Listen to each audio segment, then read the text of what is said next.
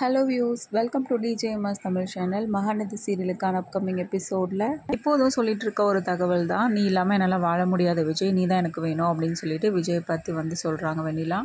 எத்தனை தடவை சொல்கிறது, காவேரி தான் என்னோடய ஒய்ஃப், அதை தாண்டி என்னால் வேறு எதையும் யோசிக்க முடியாது அப்படின்னு சொல்லிட்டு ரொம்பவே ஸ்ட்ராங்காக நிற்கிறாரு தன்னோட கருத்தில் விஜய். இவ்வளோ ஸ்ட்ராங்காக விஜய் பேசினாலும் அதையும் தாண்டி வெண்ணிலா என்ன பண்ணுறாங்க, கண்டிப்பாக நாளைக்கு உனக்கும் எனக்கும் கல்யாணம் நடந்தே தரும், எப்படி நான் உன்னை வர வைக்கிறேன் அப்படின்னு சொல்லிட்டு சேலஞ்ச் பண்ணிவிட்டு வெண்ணிலாவும் அங்கேருந்து கிளம்பிடுறாங்க.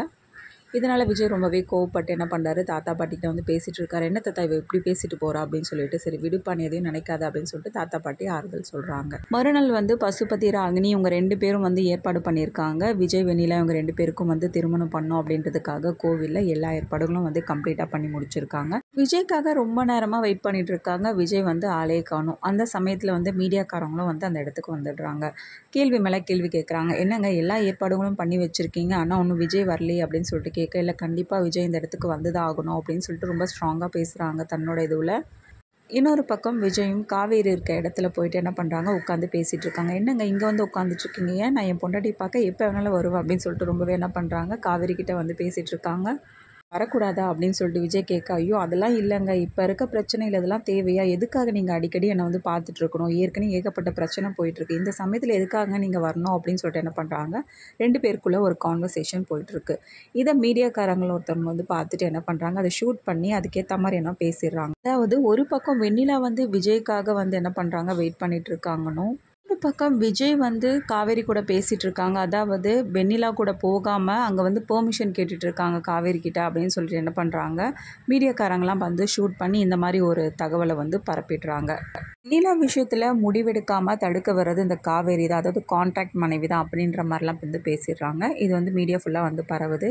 இந்த வீடியோவை சடனாக வெண்ணிலா பார்க்குறாங்க. பார்த்துட்டு ரொம்பவே அதிர்ச்சியானது மட்டும் இல்லாமல், இதுக்கு ஏதாவது ஒரு முடிவு கட்டி ஆகணுமே அப்படின்னு நினச்சி வெண்ணிலா என்ன பண்ணுறாங்க, நான் இப்போவே தவறான முடிவு எடுக்க போகிறேன் அப்படின்னு சொல்லிட்டு என்ன பண்ணுறாங்க, பரபரப்பாக பண்ணிகிட்ருக்காங்க. இதை தடுக்கிறாங்க. ஏமா இப்படிலாம் பண்ணுற, இல்லைங்க எனக்கு விஜய் உடனே இந்த இடத்துக்கு வந்தாகணும், எனக்கு உடனே விஜய் வேணும் அப்படின்னு சொல்லிட்டு என்ன பண்ணுறாங்க, ஆர்டர் பண்ணுறாங்க. சரி இந்த பொண்ணை காப்பாற்றணுமே அப்படின்ற வேறு வழி இல்லாமல் என்ன பண்ணுறாங்க, விஜய் கூட்டிகிட்டு வராங்க. என் மேலே எந்த தப்புமே இல்லை, அப்புறம் எதுக்காக என்னை இங்கே வர வச்சிங்க அப்படின்னு சொல்லிட்டு விஜய் கேட்க, பொண்ணுதான்ப்பா, உன்னை இங்கே வர வைக்கலைன்னா நான் தற்கொலை முயற்சி பண்ணிப்பேன் அப்படின்னு சொல்லிட்டு ஸ்ட்ராங்காக நிற்குதுப்பா, இதை மாதிரி என்ன பண்ண முடியும் எங்களால் அப்படின்னு சொல்லிட்டு அங்கே உள்ளவனு கேட்குறாங்க. பொண்ணுக்கு என்னப்பா பதில் சொல்ல போகிற அப்படின்னு சொல்லிட்டு கேட்க, நான் தான் ஏற்கனவே சொல்லிட்டாங்களே, அதுக்கப்புறம் எதுக்காக திரும்ப திரும்ப என்ன இதே கொஷின் கேட்டு இது பண்ணிட்டு இருக்கீங்க அப்படின்னு சொல்லிட்டு கேட்குறாரு விஜய்.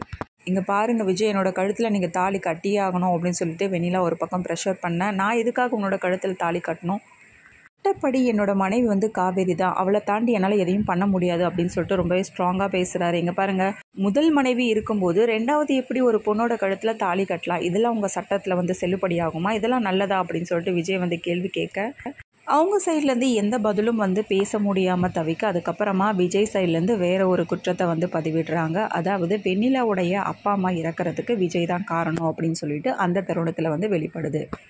இதை கேட்ட விஜய்க்கும் பயங்கர ஒரு ஷாக்கிங் நியூஸாக இருக்க, இல்லை அப்படின்றத சொல்கிறாரு விஜய். இந்த சமயத்தில் அன்பரசு என்ன பண்ணுறாங்க, இது எல்லாத்துக்குமே காரணம் விஜய் தான் அப்படின்னு சொல்லிட்டு, இப்போ அப்பா அம்மாவை இழந்துட்டு தவிக்குது, அந்த பொண்ணுக்கு ஒரு நல்ல முடிவாக சொல்லு அப்படின்னு சொல்லிட்டு அன்பரசு சொல்ல, பயங்கர கடுப்பாகி போன விஜய் என்ன பண்ணுறாங்க, அன்பரசோட சட்டையை பிடிக்கிறாங்க. 2 சைட்லேயும் மோதல் ஆகுது. அதுக்கப்புறம் அன்பரசு என்ன பண்ணுறாங்க, போலீஸ் ஸ்டேஷனில் இப்படிலாம் இருக்கிறத பார்த்து இன்னொரு பக்கம் அவங்க மனைவியும் வந்துடுறாங்க. என்னப்பா இது, ஏன் இப்படி பண்ணுற அப்படின்னு சொல்லிட்டு ஒரு பக்கம் விஜயை பார்த்து கேள்வி கேட்குறாங்க உங்கள் சித்தி.